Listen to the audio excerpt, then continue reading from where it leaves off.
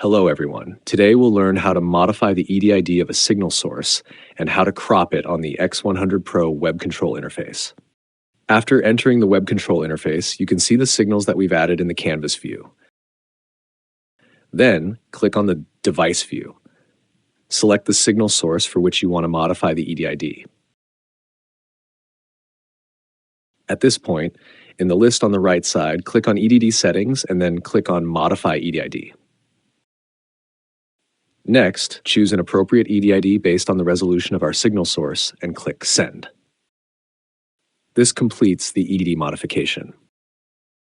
Next, let's look at how to crop the signal source. Click on Crop, then click Add. In the crop interface, you can use the mouse to adjust the size and position of the signal source. You can also modify the X and Y coordinates as well as its width and height.